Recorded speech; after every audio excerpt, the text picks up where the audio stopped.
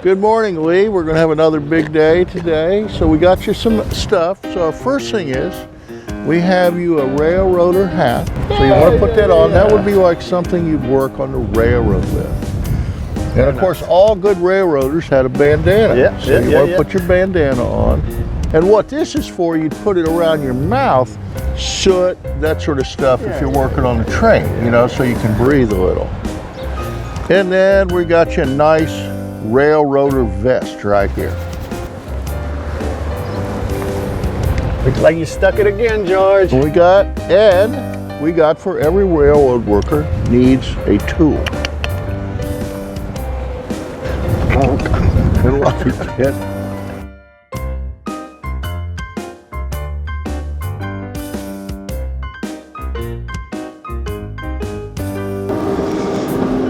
And here we are. This is our 19th century original, one of the original parts of the train station here in Galveston. So it's very well preserved, wonderful museum here that they've done a lot of work on to preserve that. Was this a depot? This is one of the depots. So here we could come over here. This was like, you'd come up here, and if we were traveling, we'd buy our ticket here from the ticket taker. He'd tell us what time the train's going. We take our pass. We could look at our watch, see what time we might have a little time to kill. We could get refreshments over here. We could sit down, but who wants to sit down with a bunch of noisy kids? So you could come over here, you get your latest magazine, and then you come down here, get your newspaper from different parts of the country, and you could sit here and wait for your train. If you needed to make a phone call, we have telephone booths over there. And this was a very elegant. They would have always kept this floor highly polished, all the brass shine, information things. So this was the height of luxury. This is transportation. So George, this is a perfect place. Railroad Museum, got the history. So here's this kind of timeline of railroads in Texas and Galveston, because it's all interconnected. Remember, it's all one big system that's interconnected with the world, with the United States. So 1840s, remember, we're a very busy port, stagecoach, looking at railroads. If you look at the rail down here, if you notice, this is very different from a modern rail. It's much smaller. So the rails are a little different, and they will develop different sizes, different widths this time period. Later, they will all become standardized clear across the country.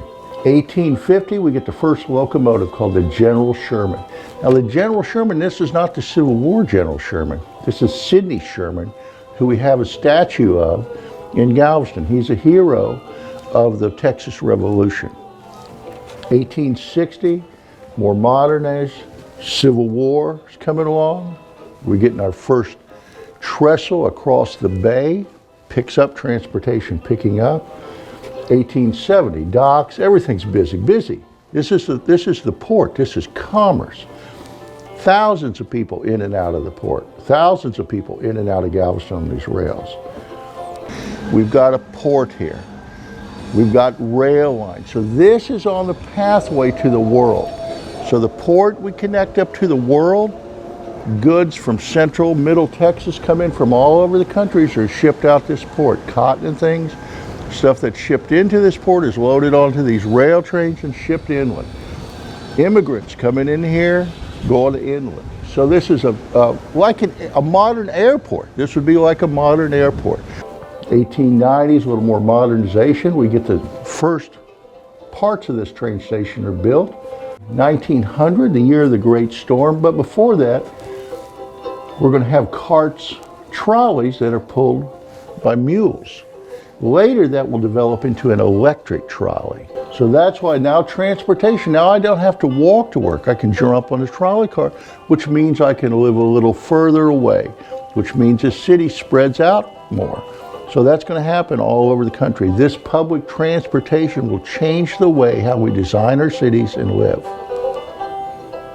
1910. This is when the starting of the causeway, the Otto Causeway. Now notice it's called Otto.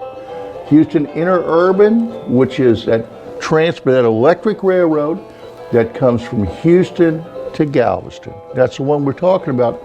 A little over an hour and a half, downtown Houston to Galveston. 1920, Henry Ford, automobiles are starting to come in by big time. 1930s, this is when the current building we have now out there is built.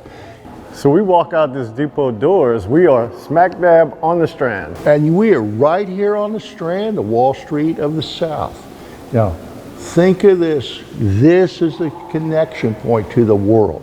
We go get on a ship, we can go anywhere in the world. This railroad is a connection point to the United States.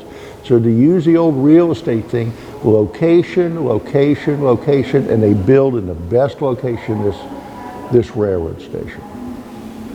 This is interesting. In 1950s, that's when they started putting basically tractor trailer like a.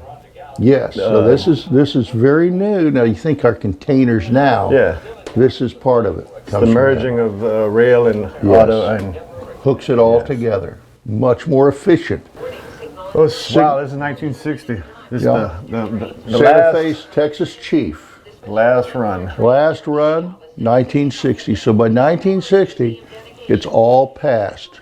This railroad is going, entering the realm of nostalgia. Entering realm of nostalgia. That's exactly right.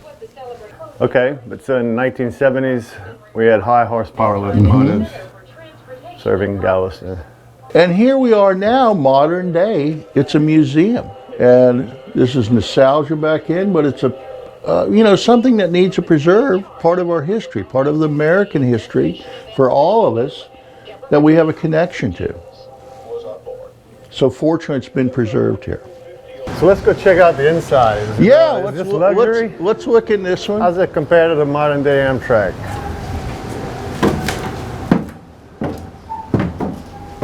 And you can see this is a more modern, but look at all the stainless steel, the chrome in here. Very nice looking car, very elegant. All this would have been shined. Railroad workers took great pride in the look of their train.